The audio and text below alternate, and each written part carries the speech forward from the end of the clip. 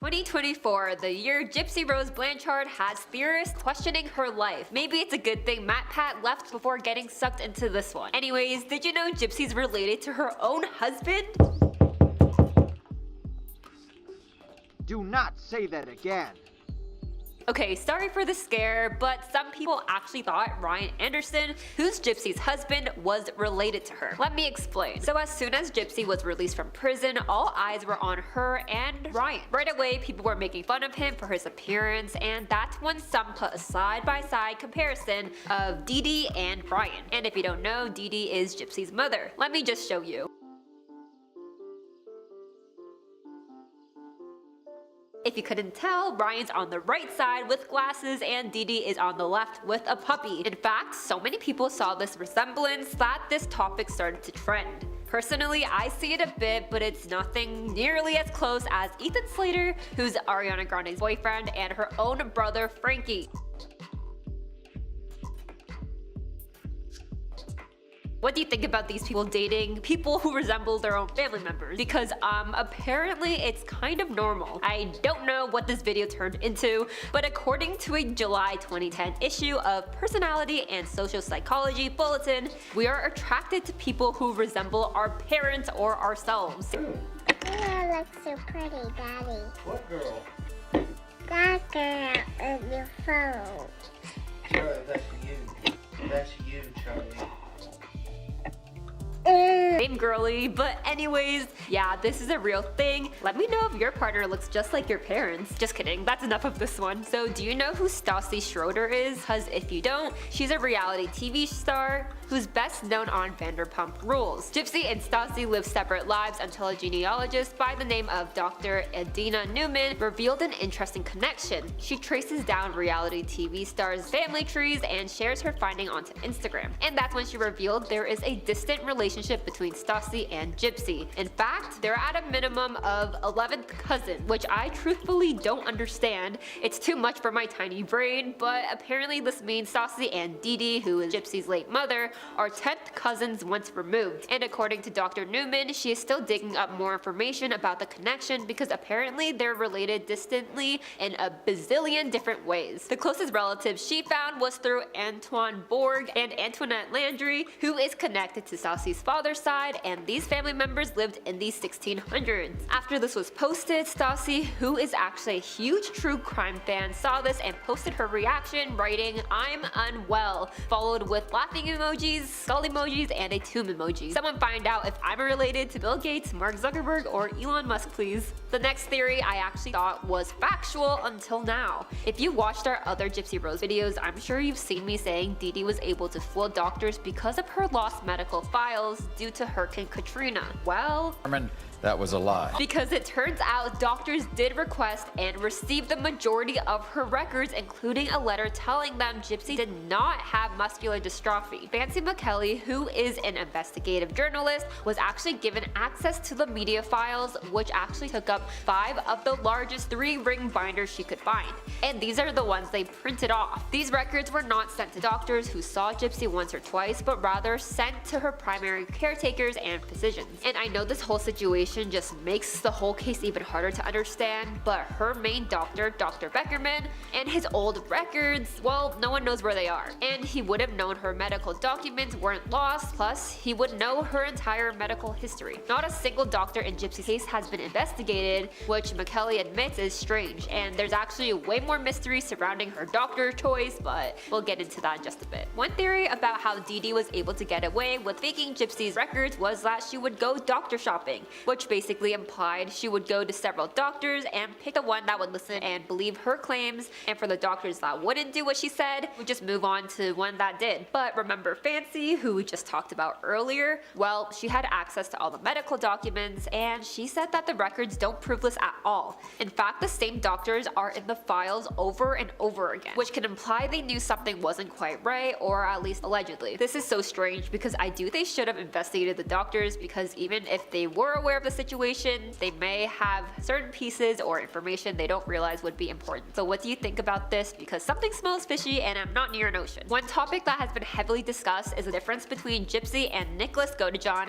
who, if you don't know already, was Gypsy's ex-boyfriend who, alongside Gypsy, planned and took action on how they would end Dee Dee's life. Unlike Gypsy, Nick is still behind bars as he was convicted of first degree and sentenced to life back in 2018. One theory was that Gypsy's a master manipulator who was able to play the system for sympathy and make everyone feel bad for her. And some believe that there is no way Gypsy would be a master manipulator because she wasn't socialized normally. All she saw was her mother, and her mother was manipulating the world and got everything she wanted. However, obviously I don't know Gypsy herself, so I'm not gonna go too deep in this one, but I do want to know your thoughts. But also, based on interrogation I've seen of Nick, it appears he does have a darker side to him, and if it wasn't Dee Dee, it could have been someone else if he didn't receive help, but then again, I don't truly know. I'm sure you've heard it before that Gypsy was completely in the dark about her illness. She knew she didn't need the wheelchair, but still complied because her mother instructed her to do so. But others believe she may have known a bit more than what she's saying. I actually found one person online to have suffered a similar experience as Gypsy when it came to the wheelchair, and for them, they said they complied with their mom because they were punished every time they didn't do what was told. Plus, they became physically incapable of moving due to all the constant medications, nausea, sedation, malnutrition, tubes, and so much more. And because this is all they knew since birth, they worked alongside their mother to convince people that there was something wrong with her, because that's what she did and was taught to do since birth. And the whole fear of disobeying their primary caretaker, who was also this person's mother, was enough to not consider the option of walking or proving they were actually okay. Most importantly, they said they did not know this behavior was harmful or the way they were treated was wrong, which is also something Gypsy has actively been saying, as Gypsy wants to be an advocate for this exact reason, as she didn't know the signs of being in a harmful relationship even with their own parents. Plus, the isolation, manipulation, and everything in between, I'm sure would be hard to see past. This theory is actually true, at least according to Gypsy, but on one instance, Dee Dee was trying to convince doctors that Gypsy needed to undergo surgery to remove her saliva glands due to her excessive drooling, which wasn't true, but in order to give the illusion that it was, Dee Dee allegedly applied a numbing gel inside of her daughter's mouth before the appointment, and by doing so, Gypsy's mouth was filled with saliva and was able to convince doctors she did need this surgery, and that's when she got her glands removed. Gypsy actually talks about how painful this was and how she suffered long-term side effects to this day, which included a dry throat basically all the time. In interviews, you can see how much she clears her throat, and she says a lot of people find this annoying. But this is something some don't believe because she's capable of licking her lips and producing saliva, and if they were really removed, she wouldn't be able to do so. But according to her medical files, her glands were reduced in size, but not fully removed. There's another theory that Gypsy never took the medication that was filling her medicine cabinet. Gypsy herself said that she would take medication for illnesses such as epilepsy, which she said she didn't even know she didn't have until after her arrest. But some people doubt she took all the medication she was given because Gypsy had no medical issues since her arrest,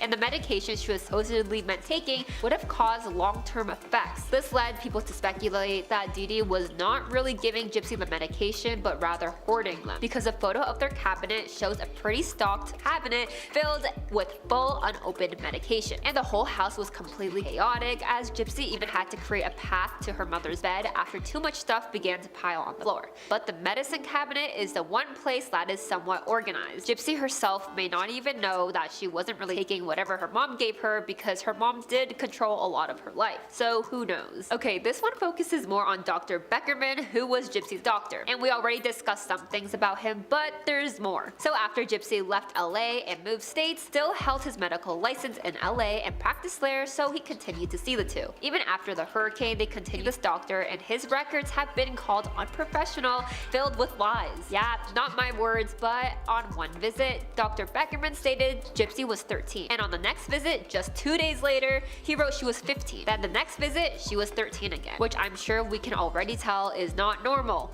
The doctor's notes were changing, and Gypsy also told this journalist that they used to go to Beckerman's house for dinner. I don't know about you, but I've never had dinner with my doctor, and his notes contradict himself. When he can't explain something, he just jumps in and helps Dee Dee. There is so much sketchy practices going on here, but in his own files, he refers to them as his favorite mother and daughter patient, not claiming any of this is true, but maybe investigate into this, I don't know. Finally, the last theory is that Gypsy is not as innocent as she may seem.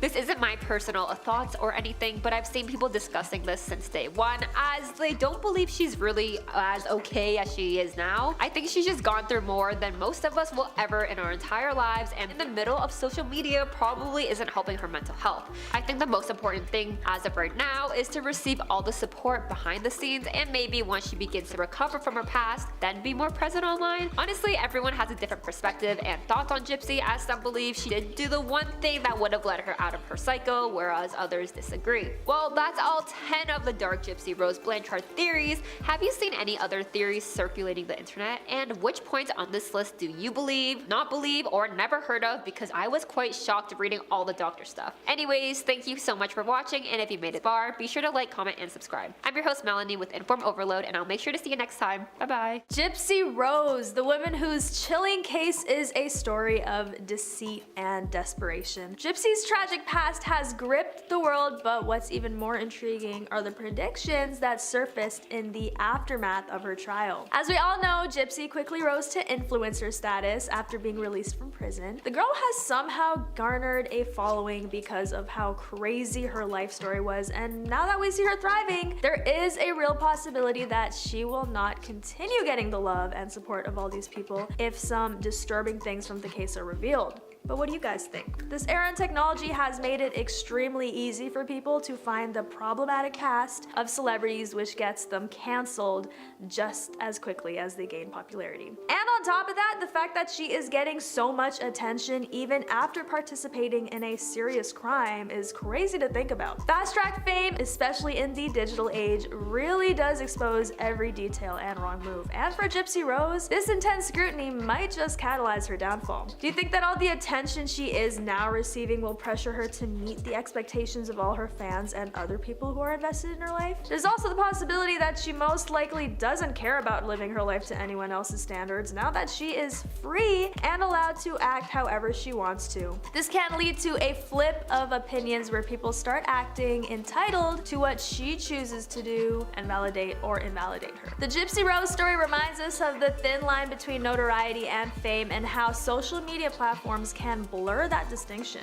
As her following grows, every aspect of her life is likely to be amplified, including those she might prefer remain in the shadows. Makes you wonder if giving someone with such a complex and controversial past a platform serves as redemption or just another form of exploitation. People's fascination with true crime stories propels individuals like Gypsy into the spotlight, yet we should ask if we're really prepared for the potential consequences of this exposure. Let's dive deeper into this concept and discuss the intricate dance between public interest, personal privacy, and the right to start anew. Are we as an audience ready to reckon with the responsibility that comes with our gaze? Another thing that is crazy to think about is that she is trending on social media and being called an icon among other things for her actions. Obviously, I'm not saying that what she did is surprising or uncalled for considering the types of things she's had to endure her whole childhood, but in retrospect, it's crazy to glorify anyone who is guilty of committing any sort of crimes or who is participating in criminal activities. But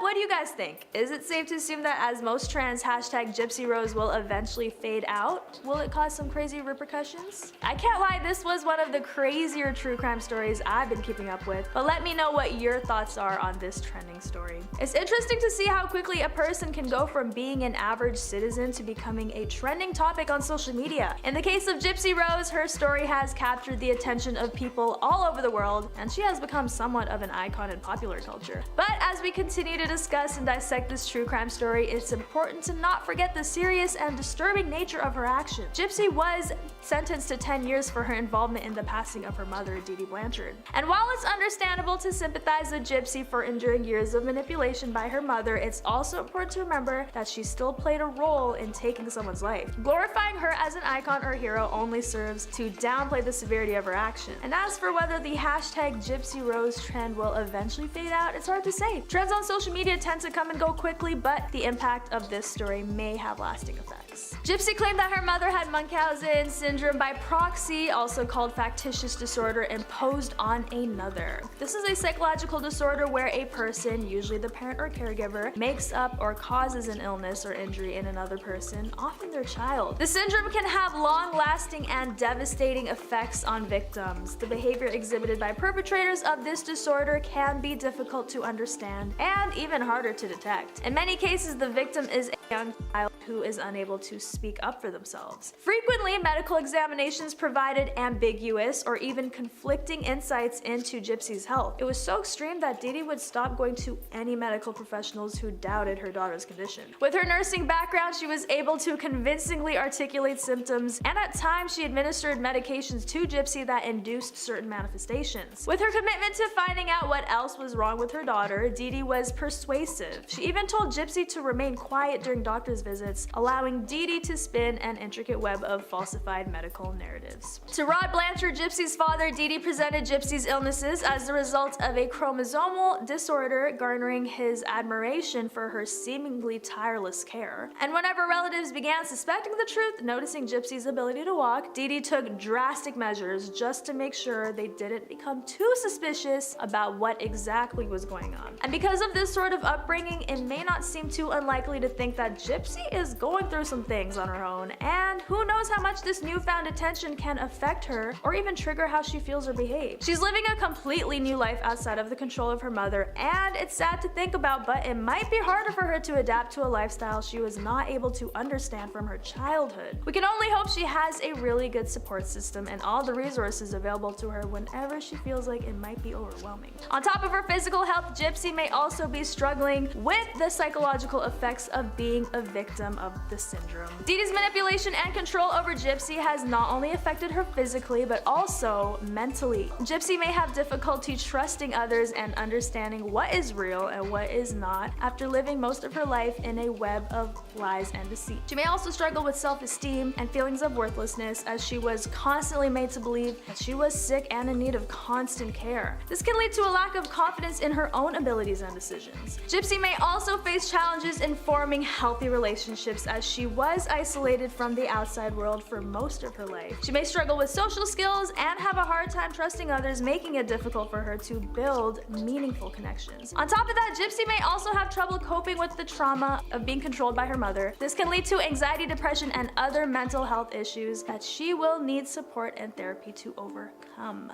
Throughout her life, Gypsy has known two starkly different kinds of imprisonment. Originally at the mercy of her mother's controlling grip, and subsequently as a convict behind bars. Having spent over 8 years in the confines of a cell, Gypsy is now embracing her newfound freedom. Yet burdened with her involvement in her mother's passing, Gypsy feels compelled to clarify her life's tumultuous narrative. In a revealing docuseries, The Prison Confessions of Gypsy Rose Blanchard, she is seizing the opportunity to narrate her harrowing journey entirely in her own words. She stepped back into the free world in December after serving her time with a fresh start and a new partnership at the forefront.